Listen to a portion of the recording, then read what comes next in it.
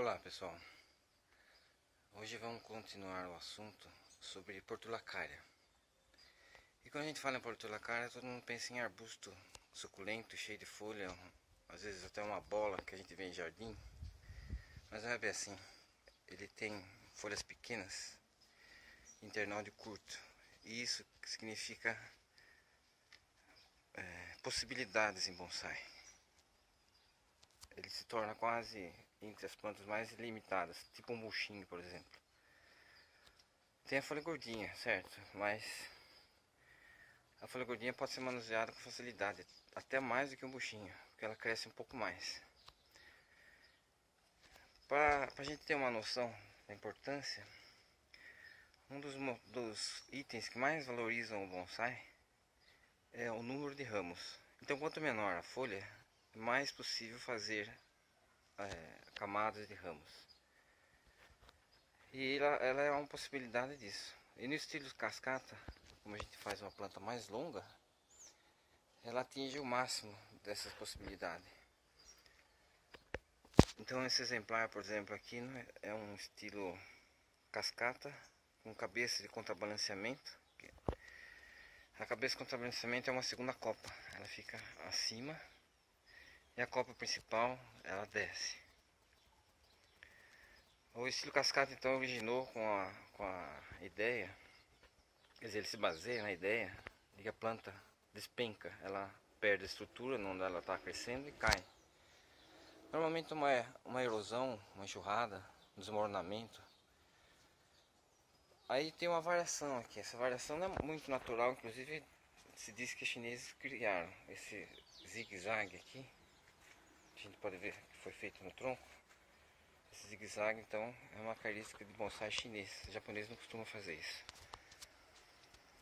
Tão poucos os coreanos e os tailandeses e os indonésios. Os indonésios costumam fazer esse zigue-zague nas pontas, não costumam fazer em cascata. Eles fazem poucas cascatas também. A possibilidade também que a gente tem, que a gente poda constantemente a portulacária e a gente deixa sempre o internode mais baixo. Então essa possibilidade de a gente fazer um nível plano com mais facilidade, consertar, repor, ela obedece arames para cima e para baixo e endurece também, endurece às vezes não tão rápido quanto um fixo, por exemplo, mas ela abre um leque de possibilidades muito grandes. A gente vai mantendo o que passa do nível do desenho, deixa um par de folhas.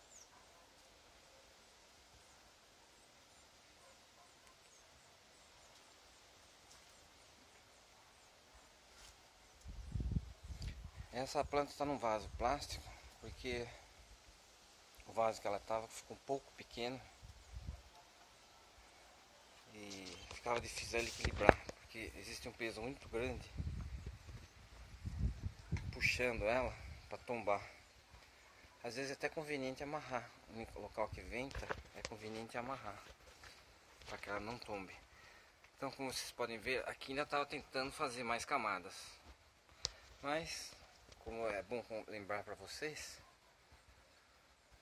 uma das dificuldades de fazer camadas é a competição que existe entre elas. Então, e quanto mais desce, menos comida vai para baixo, porque a evaporação é uma das coisas que leva a comida, mas a outra é a gravidade, que a raiz tem que soltar nutrientes daqui e normalmente ele sobe com facilidade, ele vai junto com alguns hormônios que sobem. Para descer é muito mais difícil. Então tem planta, até bom lembrar, que não se faz com esse cascata porque não desce de seiva nenhuma. Um exemplo é a quaresmeira.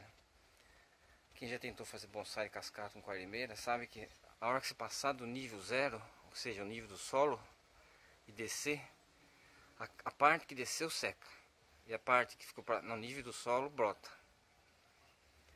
Pinheiro de brejo às vezes faz isso também. Para contornar o pinheiro de brejo, a gente pode fazer com a raiz a cascata. Desce a raiz até onde você quer que caia dali cresce a planta.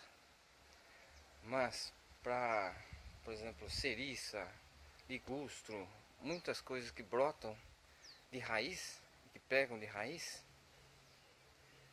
a hora que se descer vai crescer menos e a raiz vai brotar na parte de cima. Algumas plantas dá para ficar tirando broto e crescer, mas a maioria vai ficar sempre fraquinha. Então essa variação é uma variação mais plausível. Então até aqui embaixo, ó, eu vou ter que desistir de fazer a cascata, porque não leva comida suficiente. Fora que o sol é difícil, o sol, ela exige sol mais do que o normal para ficar durinha. Então esse lado de cá, onde está a copa, tem que tomar o sol da tarde, ele bate de lado e vai até embaixo. O sol do meio-dia, por exemplo, só bate em cima. O sol da manhã também só bate em cima. Então essa planta ela exige sol da tarde nessa face,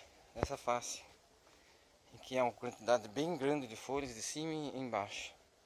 E ela exige também uma quantidade de podas muito grande nessa parte de cima.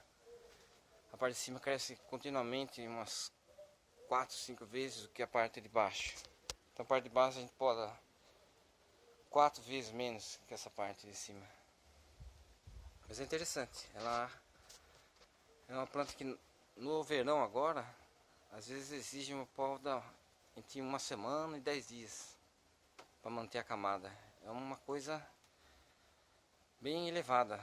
Só chega perto disso o ligustrinho, que já estou trabalhando no verão com ligustrinho, podando. Ele chega a brotar a cada 1 semana, 10 dias, né? A portulacar é a mesma coisa. Buchinho é a cada 1 mês ou 2 meses. Às vezes no inverno ele cresce também o buchinho, mas poda só cada 3 meses. Quase o inverno inteiro uma poda só. Então vamos ver outra planta.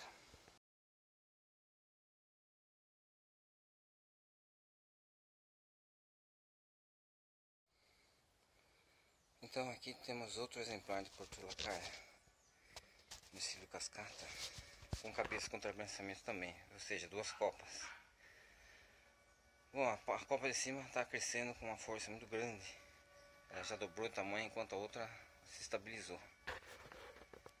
Ela também foi tirada do vaso de porcelana por causa do crescimento exagerado das raízes. As raízes ocuparam um volume quase preencheu o vaso inteiro. Então agora precisa de um vaso de cascata quase tão grande quanto esse. Essa aqui também está cheia de ponta crescendo. Aí dá pra ver que ela precisa de um trabalho de... a gente chama, alguns falam refinar, mas na verdade é refinar a camada. Ela precisa ser então podada para diminuir. Aqui dá pra ver um ataque de... essa manchinha que a gente vê nessa folha. Vamos ver se dá foco, não dá foco. Essa manchinha é um ataque de abelha irapuá, aquelas que grudam no cabelo. Na época que está seca elas pegam um pedaço da planta. Outra coisa interessante é que essa planta tem, a gente usa frente e costa, né? Essa aqui é a frente e de lá é a costa. Porque sempre a gente vê a planta caindo de lado. Se a gente virar de frente é outro aspecto, né? Mas não é chamado de frente, eles não se consideram frente. Então a planta fica relativamente cheia, mas é legal para apreciar. Esse é o lado, como eu falei também anteriormente, é o lado que tem que tomar o sol da tarde, que tem que bater nessa face inteira aqui para banhar essa parte de baixo. Essa parte de baixo é muito fraquinha, ela precisa receber o sol da tarde bem forte para poder ajudar ela a ficar durinha.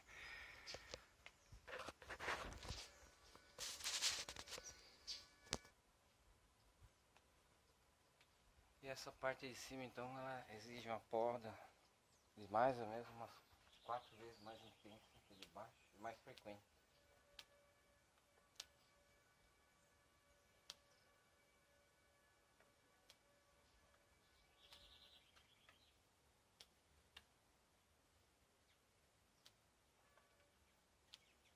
Outra coisa também é que a gente tem que podar e sempre diminuindo esses de cima, porque senão não entra sol nos de baixo.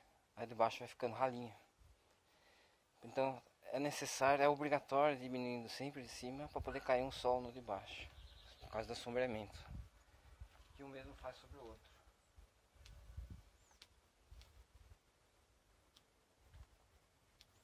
Essa camada aqui está na sombra total dessa aqui.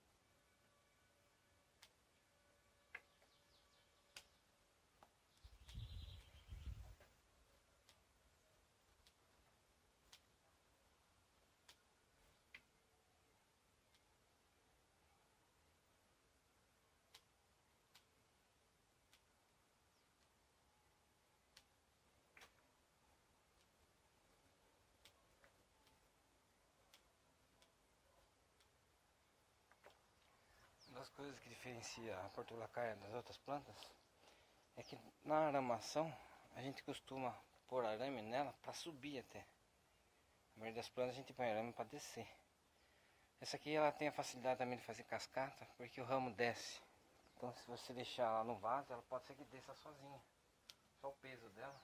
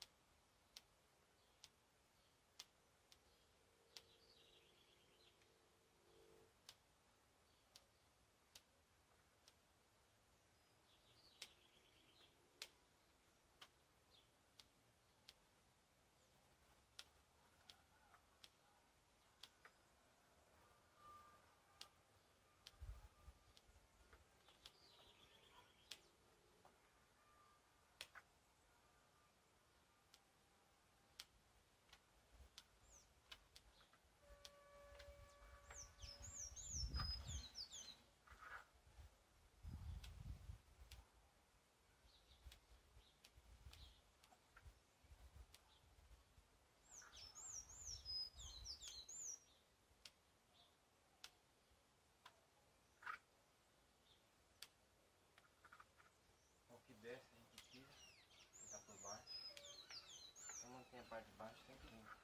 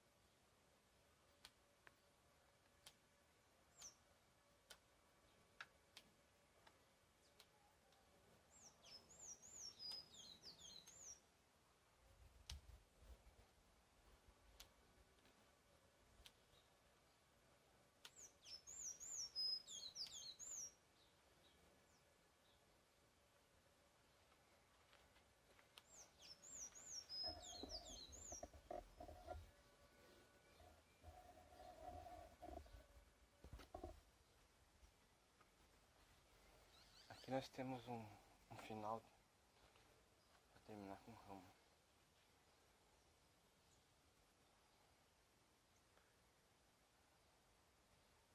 E aqui precisa um arame de relativa dureza. Vou pôr um arame um pouquinho grosso pro local.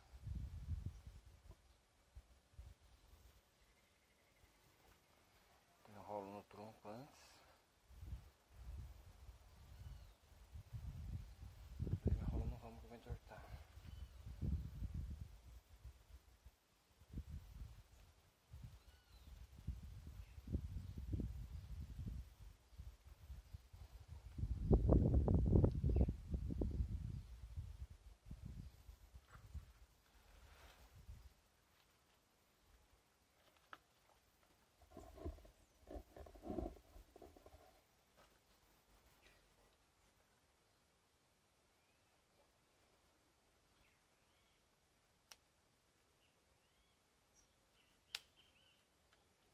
Então, esse aqui até agora é o último ramo.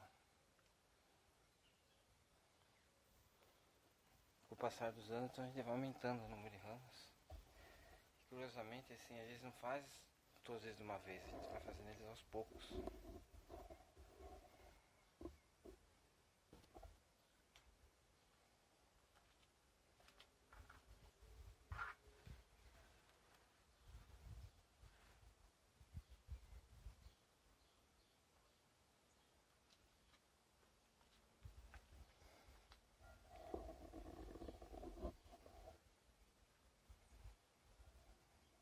Então é isso aí, uma portulacaiafa no estilo cascata. Depois que a gente passar num vaso novo, a gente passa mais detalhes. Até breve.